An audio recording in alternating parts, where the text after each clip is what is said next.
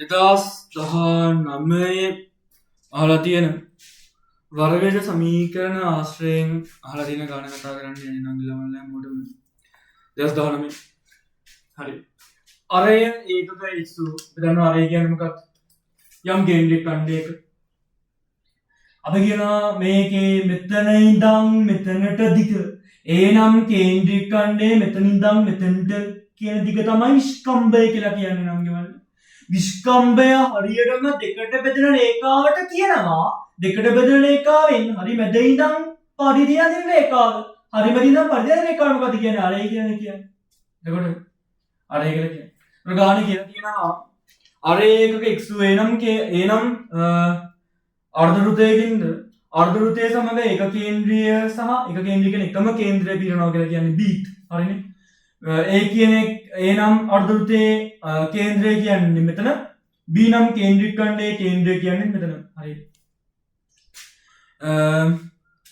කේන්ද්‍රික ඛණ්ඩයේ සාධන අවස්ථාවක් උපේදක් එහි වර්ගඵලම b වර්ගඵල සමග අන්න කතාව ඒකෙන් තමයි ගණකොට දාන්න ඕනේ a ගේ වර්ගඵලය b ගේ වර්ගඵලයි සමයි කියලා කියනවා අන්න ඒක තමයි කතාව අපි ඒකෙන් තමයි වර්ග සමීකරණය තෘප්ත කරන්න ඕනේ තෘප්ත කරන වර්ග සමීකරණය තමයි x වර්ග ඍණ 4x ඍණ 8 සමාන බිඳුව වෙන වර්ග සමීකරණය තෘප්ත කරන්න ඕනේ හරි එතකොට ඉස්සරහා අපි වර්ග සමීකරණය තෘප්ත කළෙමු නම් ළමයි හැමෝ හරි ගාන කියන කතාව තමයි a ගේ වර්ගඵලය b ගේ වර්ගඵලය සමයි a කියන අර්ධ වෘත්තයේ වර්ගඵලය හොයන්න පුළුවන් සම්පූර්ණ වෘත්තයක වර්ගඵලය කියලා කියන්නේ πr වර්ග අර්ධ වෘත්තයක් කියන්නේ දෙකට බෙදලා අන්න එහෙම ගන්න පුළුවන් කේන්ද්‍රික ඛණ්ඩයක වර්ගඵල වෙන සූත්‍රයක් තියෙනවා 360න් θ ගුණ කිරීම πr ගේ දෙවෙනි පද මම කිව්ව විදිහට a ගේ වර්ගඵලය ගන්න පුළුවන් සම්පූර්ණ වෘත්තයක් කියලා කියන්නේ වෘත්තයක වර්ගඵලය හොයන්නන්ගේ වලි πr වර්ගයෙන් එතකොට πr වර්ගයෙන් තමයි සම්පූර්ණ වෘත්තයක වර්ගඵලය වෙන්නේ එතකොට සම්පූර්ණ වෘත්තයක වර්ගඵලය හොයන්න කියලා කිව්වනම් πr ගේ වර්ගය අර්ධ වෘත්තයක වර්ගඵලය හොයන්න පුළුවනි πr වර්ග බෙදීම දෙක එතකොට කේන්ද්‍රික ඛණ්ඩයක වර්ගඵලය හොයන්න අපිට පුළුවන් නම් ගමන් මේ θ කියලා කියන්නේ අරයන් දෙක අතර කෝණය. මොකද θ කියලා කියන්නේ අරයන් දෙක අතර කෝණය. යම් කේන්ද්‍රික ඛණ්ඩයක අරයන් දෙක අතර කෝණයට කියනවා නම් ගමන් θ කියලා. දැන් ඒ නම් වූ කේන්ද්‍රික ඛණ්ඩයක වර්ගඵලය හොයන්න පුළුවනිනේ. පඤ්ඤාර වර්ග බෙදීම දාලා ඒක අවුලක් නැහැ. අර්ධ වෘත්තයක් කියද්දි පඤ්ඤාර වර්ගය දෙකට බෙදන්න. හරි. ඒක අවුලක් නැහැ කියන්නකො. b නම් කේන්ද්‍රික ඛණ්ඩයේ වර්ගඵලය හොයන්න. b නම් කේන්ද්‍රික ඛණ්ඩයේ වර්ගඵලය හොයන්න. එතකොට θ කියලා කියන්නේ කීයද නම් මල්ලි? 60. ඇයි? b නම් කේන්ද්‍රික ඛණ්ඩයේ පොඩ්ඩක් සංවෘත රූප සමයෙන් ගලවලා හිතුවොත් තල රූපයෙන් ගලවලා හිතුවොත් ඕම එකක් නේ තියෙන්නේ. මෙතන ඉඳන් කේන්ද්‍රය කියලා තිබ්බනේ. මෙතන ඉඳන් මෙතනට සහ මෙතන ඉඳන් මෙතනට තමයි ආරයන් තියෙන්නේ. මේ කෝණය තමයි අංශක 60යි කියලා ගානේ කියලා තියෙන්නේ. b පොඩ්ඩක් ගලවලා හිතුවා. ආරයන් දෙක අතර කෝණයට අපි කියනවා 60යි කියලා. එතකොට ආරයන් දෙක අතර කෝණය ගත්ත 60යි කියලා. හරි. ඊළඟට වර්ගඵල සමදේ කියපු තැනින් අපි ගාන හදන්න ගමු එහෙනම්. දැන් ඔය කට්ටිය දන්නවා මෙයාගේ වර්ගඵල හොයන්නේ කොහොමද? πr වර්ග බෙදීම දෙක. මම සූත්‍රය පොඩ්ඩක් ලියා ගන්නවා. πr වර්ග බෙදීම දෙක. වර්ගඵල සම වෙයි කියලා කිව්වේ මෙයා සමාන වෙනවා එහෙනම් මෙයාගේ වර්ගඵලය. මෙයාගේ වර්ගඵල වෙන්නේ කොහොමද? මෙන්න මේ සූත්‍රය දාලා. එයාගේ θ කියන්නේ කීයද කියන්නේ? 60. 360න් 60. ගුණ කිරීම π කියන්නේ නියතයක් මම පොඩ්ඩක් යාව එහෙමම දාලා දෙන්න. r කියලා කියන්නේ r වර්ග කොට ඔහොම සූත්‍රය කොට ඔහොම දාලා මම ඊළඟ මුලේ ආදේශ කරන්නම් හොඳේ. එතකොට එනවා πr වර්ග බෙදීම දෙක සමානයි 360න් 60 ආදේශ කරනවා කියලා කිව්වා. ඒ නම් වූ කේන්ද්‍රික ඛණ්ඩයේ මේ සූත්‍රයට දාන වෘතයේ r කියලා කියන්නේ නම් ගිමල්ලි අරය. ඒ නම් වූ අර්ධ වෘතයේ අරය ගාන කියලා තිබ්බ කීයයි කියලාද නම් ගිමල්ලි x කියලා. කීයක තිබ්බද? x කියලා තිබ්බනේ. එහෙනම් ඒ නම් වූ අර්ධ වෘතයේ වර්ගඵලය හොයන්නේ πr වර්ග බෙදීම දෙක නම් R කියලා කියන්නේ x නම් R ගේ දෙවෙනි බලය ආදේශ කරන්න ඕනේ. අර A කියන්නේ A නම් මූ වර්ග රුතේ x නම් ගිමල්. එහෙනම් අපි සූත්‍රය ආදේශ කරන්න ඕනේ R ගේ දෙවෙනි බලය. එහෙනම් මෙතන දාන්නේ කවුද අපි x ගේ දෙවෙනි බලය. කතාව තේරෙන්නේ දැන් මොකටද? ආයෙ පොඩ්ඩක් කිව්වොත් A නම් වර්ග රුතේ වර්ගඵලය හොයන්න කියලා කියන්නේ. ඇයි ගානි කියලා තිබ්බා A ගේ B ගේ වර්ගඵල සමයි කියලා. එතකොට A ගේ වර්ගඵල හොයන්නේ phi r වර්ග බෙදීම 2 කියලා කිව්වා. R කියන්නේ අරය A නම් වූ අර්ධ රුතේ අරය කියලා කියන්නේ හරිමැද ඉඳන් පරිධි වෙන රේඛාවනේ. හරිමැද ඉඳන් පරිධි වෙන රේඛාව ගානි කියන්නේ අරය කීයේ කියලාද? x. හැබැයි සූත්‍රය ආදේශ කරන්නේ කීයද?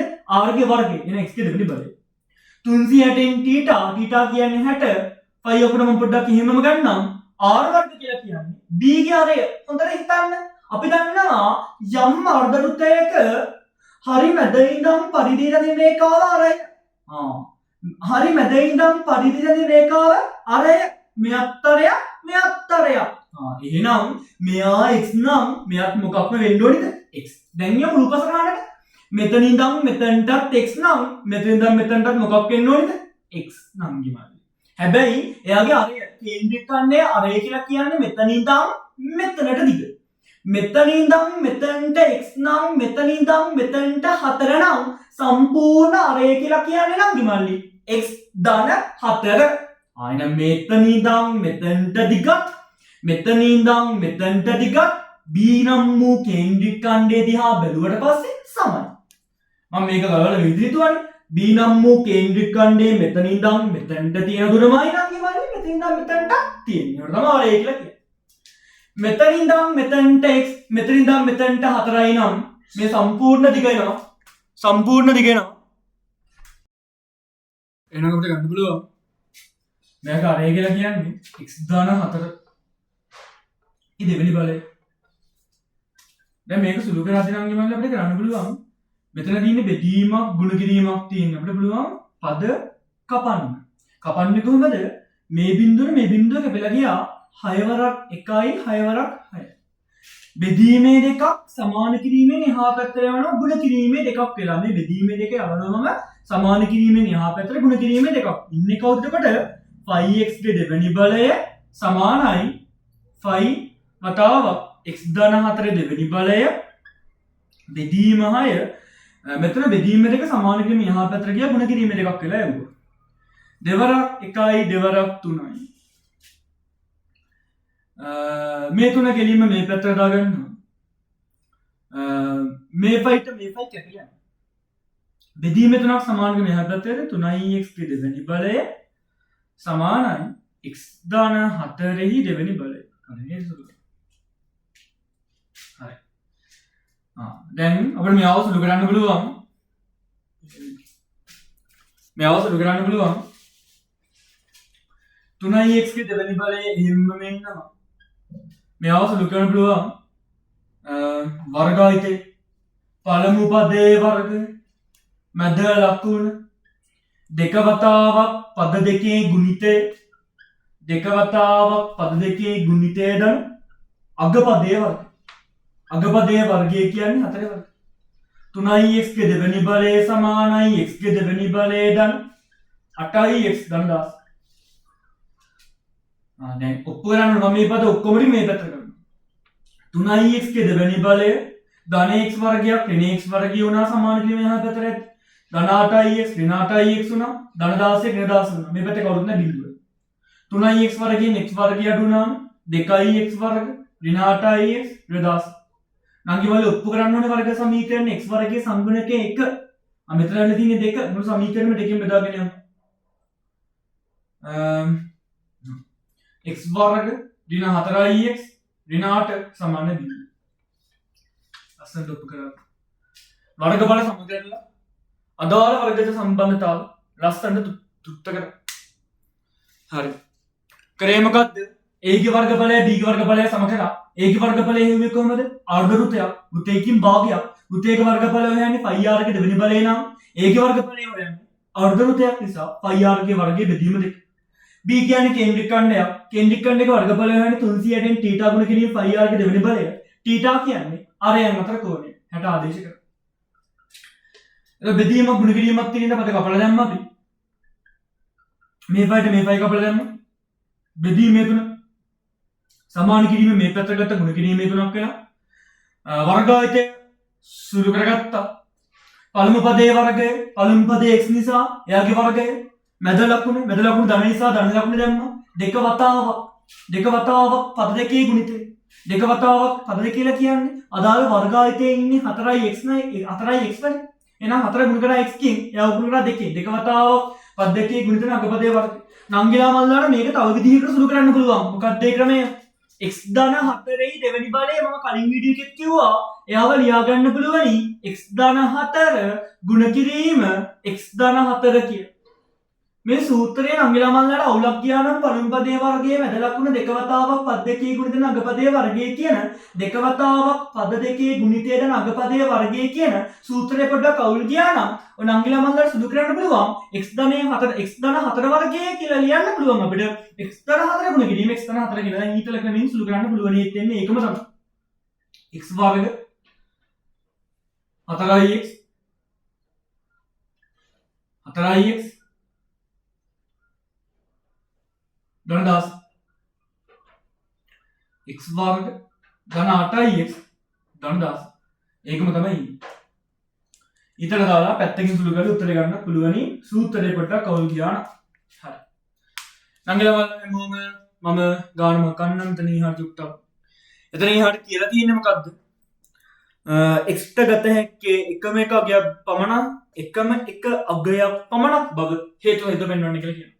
අපි ඉස්සෙල්ලා මොනවා කරන්නද මේ වර්ග සමීකරණය විසඳගෙන අපිට ආපු වර්ග සමීකරණය විසඳුවොත් මෙතනින් එක x අකුරක් ගත්තම අපි ඔය වගේ හදන්නම් එක x අකුරක් ගත්තා මේ රිල් ලකුණ හැමම දැම්මා මැද පදයේ සංගුණකයේ දෙකෙන් බෙදුවා 4 දෙකෙන් බෙදුනම 2යි එයාගේ වර්ගයෙන් අඩු කරා 4 දෙකේ වර්ගය කියන්නේ 4යි එයාගේ වර්ගයෙන් අඩු කරා මේ ඍණාට හැමම ඉන්නවා සමානයි බිඳුව x ඍණ දෙකේ වර්ගය සම ලකුණු එකතු වෙනවා ඍණ 12 සමානයි බිඳුව x ඍණ දෙකේ වර්ගය සමානයි 12යි වර්ගයක් සමාන ලකුණෙන් එහා පැත්තට යද්දී වර්ගමූලයක් බවට පත් වෙනවා වර්ගමූල ලකුණු දාපු ගමන් ධන හෝරේ දාන්න අමතක කරන්න එපා. එතකොට මේ ගාන විදිහට ගාන කියන්නේ මූල 3යි යකේනේ. මූල 3 සමානයි 1.73 ලෙස ගන්න කියලා කියනවානේ. ඔව්. මූල 3 සමානයි 1.73 බව ගන්න කියලා තියෙනවානේ. හරි එතකොට x ඍණ 2 මම කිව්වා කලින් ගණන් හදද්දී මෙතන ආවිලා තියෙන 3 එන වර්ගමූල 12 තුනත් එක්ක හදාගන්න 3 ගුණ කිරීම 4 4 වර්ගමූලය දන්නවා නම් ගෙවල් කීයද 2යි වර්ගමූල 3 එහෙමම ඉන්නවා අපිට දැන් බලුවනි x ඍණ 2 සමානයි ධන හෝ ඍණ 2 ගුණ කිරීම මූල 3 x ඍණ 2 සමානයි ධන හෝ ඍණ 2 ගුණ කිරීම මූල 3 කියන්නේ 1.73 බලුවනි එහෙනම් දෙවරක් 3 6යි දෙවරක් 7 14යි දෙවරක් එක 2යි 1යි 3යි 1.73 දෙකෙන් සුළු වුණාට පස්සේ එනවා දෙවරක් 3 6යි දෙවරක් 7 14යි දෙවරක් එක 2යි 1යි 3.4යි ධන හෝ ඍණ x ඍණ 2 මම මේ සුළු කරපු උත්තරේ එතන මේ විදිහට ලියාගත්තා දැන් මම කරන වැඩේ ධනෙන් කියලා x ඍණ 2 සමානයි 3.4යි ඍණ 2 සමාන කිරීමෙන් එහා පැත්තට යද්දී ධන 2 බවට පත් වෙනවා 3.4යි 6 ධන 2 සම ලකුණු එකතු වෙනවනේ නංගිම x සමානයි 3.4යි 6ට දෙකක් එකතු කරන්න තිබ්බොත් එන්නේ කීයයි කියලාද 5.4යි 6 අපි ඍණෙන් කියලා ඍණ උත්තරයක් ගමු x ඍණ 2 ඍණ උත්තරය ගත්තොත් සමානයි ඍණ 3.4යි 6 ඉස්සරහම ගත්ත ධන උත්තරේ ඊට ඍණ උත්තරය ගන්න x සමානයි ඍණ 3.4යි 6 ධන 2 විරුද්ධ ලකුණු අඩු වෙනවා ලොක්කගෙන් පොඩ්ඩක් ලොක්කගේ ලකුණු 3.4යි 6 මොඩේ වෙන්න තුනේ අඩු කරන්න දන්නේ එතකොට 3.4යි 6 අඩු කරන්න දෙකක් උත්තරේ එනවා එතකොට 1.4යි 6 ලොක්ක කියලා කියන්නේ ඍණනේ අපිට ගෙලින්ම දිගක් ඍණ දෙන හැක කියලා ඍණ උත්තරේ ප්‍රතික්ෂේප කරත හැකියි දිගක් වෙන්න විය නොහැක කියලා එන උත්තරේ ප්‍රතික්ෂේප කරන්න පුළුවන්. එම නිසා x සමානයි 5.46 කියලා ගන්න පුළුවන්. 5.46 නම් කිව්වනේ. ඊට පස්සේ අපිට කියන්න තියෙන්නේ මුල තුන සමාන 1.73 ලෙසගෙන b කේන්ද්‍රික ඛණ්ඩයේ අරය ආසන්න අගයේ පළමු දශම ස්ථානයේ සොයන්න කියන්නේ b කේන්ද්‍රික ඛණ්ඩයේ අරය. හරි. b කේන්ද්‍රික ඛණ්ඩයේ අරය අපි හොයාගත්තා ගාන x කියලා කියන්නේ x කියලා කියන්නේ අපි හොයාගත්තා නම් කිව්වනේ 5.4 දිගක් තියෙන එක කියලා කවදාවත් හින වෙන්න බෑ. එතකොට x කියන්නේ අපි හොයාගත්ත 5.4. මේක පොඩ්ඩක් ලියාගෙන ගාන මකලා දාන්නම්. ගාන මකලා දැම්මොත් x සමානයි 5.46. ගාන මකලා දැම්මොත් මෙඩික ගාන මකලා දැම්මොත් ඔය විදිහට හරි x සමානයි 5.46 වෙන ගාන කියලා තියෙන්නේ කාගේ b කේන්ද්‍රික ඛණ්ඩය. b කියලා කියන්නේ b කේන්ද්‍රික ඛණ්ඩය අරය. මම කිව්වා b කේන්ද්‍රික ඛණ්ඩය අරය කියන්නේ මෙතන ඉඳන් මෙතනට දිග.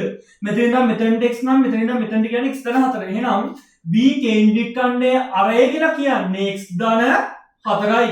x හොයාගත්තා 5.46ට එක 4ක් එකතු කරන්න.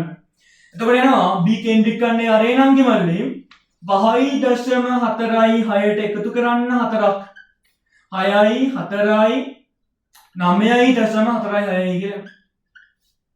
අපෙන් අහලා තියෙන්නේ b කේන්ද්‍රික ඛණ්ඩයේ අරය සහ ආසන්නගේ පළමු දශම ස්ථානයේට පළමු දශම ස්ථානයේට වට යන්න කිව්වට පස්සේ අපි මෙයා පොඩ්ඩක් විවරණය කරගමු. 9.46 කියන එක විවරණය කරමු. දශම ස්ථානයෙන් පස්සේ පළවෙනි සංඛ්‍යාව පළමු දශම ස්ථානය. දශම ස්ථානයෙන් පස්සේ දෙවෙනි එක කියලා දෙවෙනි දශම ස්ථානය. පළමු දශම ස්ථානයට වට යන්න කිව්වොත් කරන්න තියෙන්නේ පළමු දශම ස්ථානයට අල්ලපු සංඛ්‍යාව දිහා පොඩ්ඩක් බලන්න. අය 5 හෝ 5ට වඩා වැඩි හින්දා මේ පැත්තට එකතු කරන්නේ නම් පළමු දශම ස්ථානේ වැටුවට පස්සේ උත්තරේ කීයක් එනවද? 9.5යි. මම පොඩ්ඩක් මෙතනින් එහාට අතුරු කතා කීපයක් මතක් කරන්නම්. නංගිලා මල්ලිලාට කියනවා 4.26 පළමු දශම ස්ථානයට වට යන්න කියලා. පළමු දශම ස්ථානය කියන්නේ මෙයා නේද? මම කිව්වා දශම තිතෙන් පස්සේ පළවෙනි සංඛ්‍යාව පළමු දශම ස්ථානය කියලා.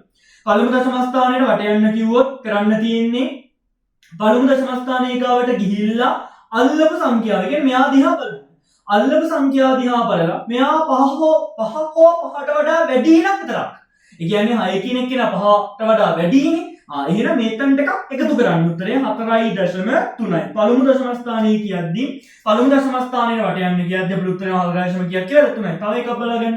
1.24 මෙයා පළමු දශම ස්ථානයේ වට යන්න කිව්වොත් නංගිමල්ලි ඒත් කරන්න තියෙන්නේ පළමු දශම ස්ථානයේ ගාවට ගිහිල්ලා අල්ලපු සංඛ්‍යාව දිහා බලන්න. අල්ලපු සංඛ්‍යාව 5 හෝ 5ට වඩා වැඩි නම් විතර එකතු කරන්න. නැත්නම් එහෙමම ලියන්න තියෙන්නේ 1.2.